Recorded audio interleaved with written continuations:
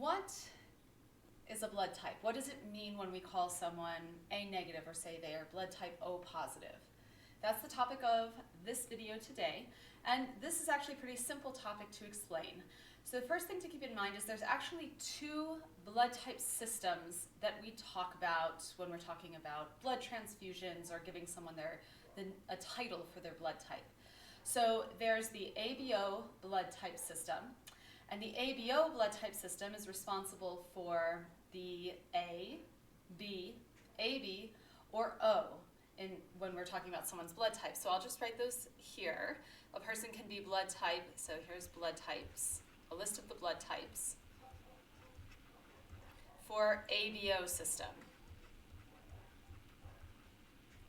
So we have blood types A, B, AB, and O. Then we also have the blood type system RHD. And the RHD system is responsible for the plus or minus sign that you see at the end of someone's blood type. So someone can be A positive. It doesn't mean that the A is positive. It's an A, that's one of the symbols, and then the positive is a completely separate symbol referring to a completely different blood type system. So we have the RHD system, and the blood types you can be for this system are positive or negative. You can be RHD positive or RHD negative, but we don't usually write the RHD in front of it, we just abbreviate it. We just say positive or negative instead of RHD positive or RHD negative. All right, but that still doesn't really explain, like, what are we talking about? Why do we classify some people as A, B, AB, or O? Well, the surface of red blood cells, like any other cell, is covered in molecules, different kinds of molecules. There's glycoproteins, oligosaccharides, regular proteins, various kinds of proteins, carbohydrates, maybe some lipids, things like that. So all of our cells are just covered in these molecules, and they all have different functions. They might contribute to the integrity of the cell. They might be identification molecules or communication molecules. They might be portals into and out of the cell. There's just a huge array of molecules of various functions on cell surfaces. Now, humans, as different as we feel like we are, one person to the next, we're actually fairly identical genetically. All humans look the same, probably, to other animals, right? We're less than 1% different. And so most of these molecules on the surfaces of our cells are identical from one person to the next. And so because they're identical across all humans, we don't talk about them, because we only talk about molecules on the surfaces of cells that cause incompatibilities between donors and recipients. So when you're talking about a blood transfusion, there's this person got into an accident, lost too much blood, and they need a blood transfusion. You care about whether the blood of the donor is compatible with the blood of the recipient. Incompatibilities are caused by differences in molecules on the surfaces of red blood cells. So if the donor has a molecule on the surface of their red blood cells that is unfamiliar to the body, to the systems of the recipient of the blood donation, then you can have problems. You can have a rejection. The body might reject the blood donation, and that can have very dire consequences for the recipient. So we ignore all the molecules that are the same, that are identical across the majority of humans. And we only focus on these two blood systems that I've written here, because these are the ones that vary from person to person. There are 4 different blood types in the general population for the ABO system, and there's 2 different blood types across the general population for the RHD system. So these vary frequently from person to person, and you cannot assume that a donor will match the recipient in these particular systems. These 2 blood systems are governed by completely different genes, so you have to look at them separately.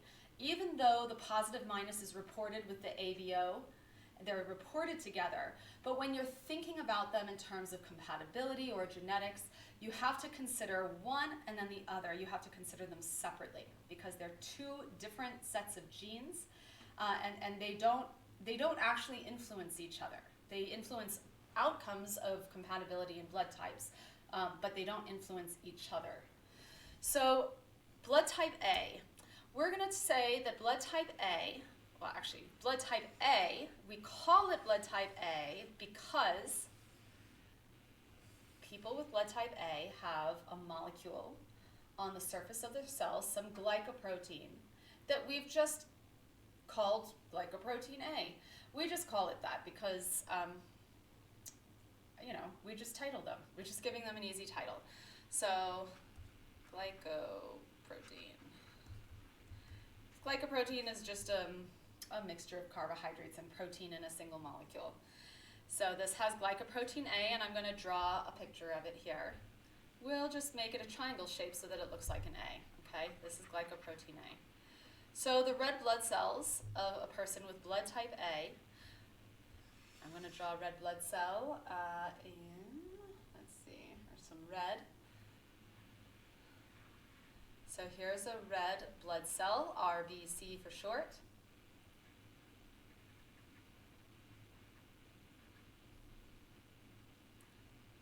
So if you are blood type A, the surfaces of your cells are just covered in this glycoprotein A. That's what blood type is, right? That's pretty simple. O is the only one that, is a little less straightforward. But that makes sense, right? If you're blood type A, you just got the glycoprotein that's called glycoprotein A on the surfaces of your red blood cells. All right, so let's go back to black. Blood type B, there's a different glycoprotein that we call glycoprotein B. And I'm going to shape it like this. There we go.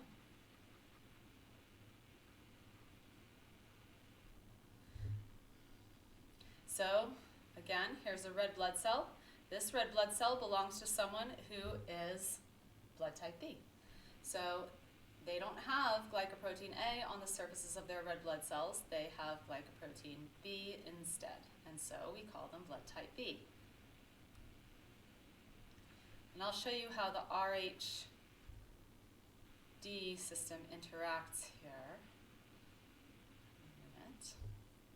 All right, so AB, that just means you have both. So some people have an allele or a version of the ABO gene that's an A from one parent, and an allele for the ABO gene that's a B from their other parent, and so that results in the blood type AB.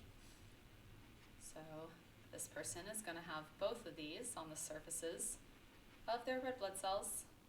So let's show that here. Got to make this one big enough to show you both. Again, this is a red blood cell. This person has some glycoprotein B and some glycoprotein A, just mixed. Again, quite straightforward. So blood types are not actually that complicated. I'll do another video for discussing incompatibilities between blood types, between donors and recipients. That can be a little more complicated, but in terms of just explaining what blood type is, it's fairly straightforward. Blood type O, think of O as 0. O just means this person does not, if you're blood type O, you do not have blood type A, you do not make glycoprotein A, and you're not blood type B, you don't make glycoprotein B. You don't have either of these glycoproteins on the surfaces of your red blood cell. So, no A or B. O is shaped like a 0, so that's a little less straightforward, but not that much. It's still pretty straightforward. So red blood cell is going to be a blank slate when it comes to this blood type system. So remember that these are not the only molecules that you find on the surfaces of red blood cells. There's many others. We just ignore the others because they are identical for almost all other humans. Almost. The only reason I need you to remember that other molecules exist on the surfaces of the red blood cells is because sometimes a person will have a very unusual mutation to one of the other surface molecules. And that will create very unusual blood incompatibilities. When a person has a mutation to one of the other surface molecules, it can make it very difficult for that person to be safe because nobody will match, or very few people will match their blood type. And so there are very few donors out there. They may not have access to blood if they got into an accident and needed a transfusion. So I need you to remember that there's a whole bunch of other molecules that exist on the surfaces of these red blood cells. We don't usually think about them because they're generally identical across all humans, but except for rare occurrences. And in those occurrences, it matters to remember that they're there because they can create strange blood incompatibilities. So anyway, that's the ABO blood type system. You have two different glycoproteins, and they can be combined in different ways or just be absent altogether, and that's responsible for the 4 different ABO blood types: blood type A, B, AB, and O. The RHD system, there's only 2 different blood types a person can have. So this is blood type RH plus, RH positive, or RH negative. Oops, let's turn this back to black. I should have left a little more space here. All right, I just erased that while you weren't looking so that I could make another space here. So this is the RHD system, and this is the blood types you can be: RHD positive or RHD negative. And I wanted to erase that so that I could put the glycoprotein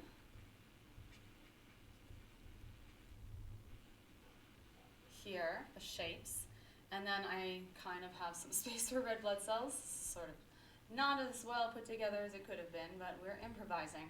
So I'm just going to make another shape for this glycoprotein. Actually, let's keep that black. So the RHD, the positive blood type group is the RHD positive, means that this individual has the RHD glycoprotein on the surface of their red blood cells, and I'm just going to make up some new shape. Obviously, this isn't the real shape of these molecules. They're very complex, but I'm no artist. I'm not going to draw a complicated glycoprotein here, and it would be boring for you to watch me try. I don't know, maybe it would be entertaining. Oh, yeah, and then the RHD minus, it just means no RHD. No RHD. So just nothing there. It's sort of like the blood type O for the ABO system. The RHD negative just means there's no RHD, so 0.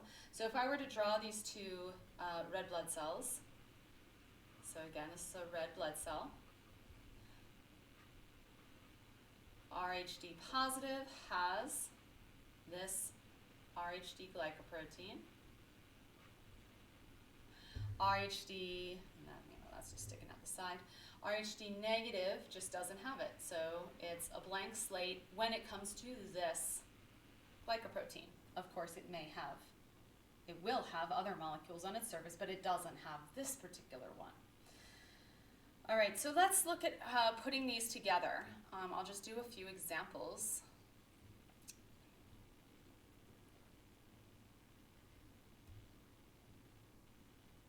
Okay, so yeah, we'll do blood type. So here's blood type. Because you have to combine these, right? A positive, A negative. So if you're A, B positive, we'll just do a couple examples. A negative, O positive, B positive. Okay, there's just a few examples. So here's my red blood cells. So let's draw that here. Oops. Red blood cell.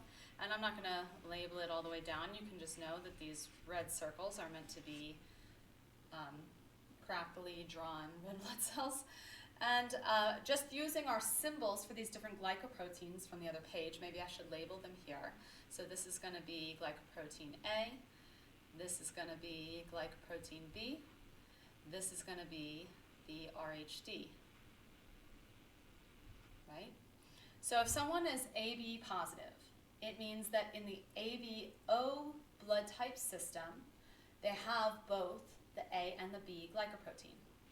So they have A and B, A and B, A and B. Yeah, okay. And then in the RHD system, so they're positive for RHD glycoprotein, which means they do have RHD glycoprotein, so they also have that. So they just have everything. If you're AB positive, you just have everything. If you are A negative, so again, you have to take the two different blood type systems separately. So if you're A negative, then you, for the ABO system, you have the A glycoprotein A, but not B. And then for the RHD system, negative for RHD, so no RHD. So their red blood cells would just look like that. O positive, O means that there's no A or B for the ABO system. For the RHD system, however, we're positive, so we do have RHD. Right?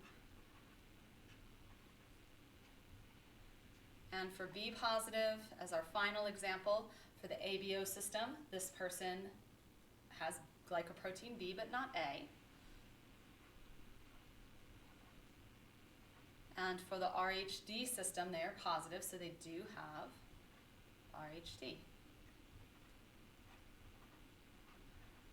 All right, so that explains blood types. Now, like I mentioned earlier, when you're talking about blood donors and blood recipients, differences in blood type can create incompatibilities between the donor and the recipient. And these incompatibilities can be fatal for the recipient. So differences in blood type can result in incompatibilities, but they don't have to. They don't always.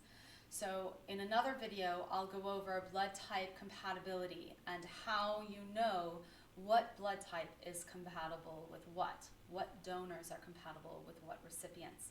And another interesting thing about blood type compatibility and incompatibility is that it can also affect a risk of miscarriage in a pregnant mother.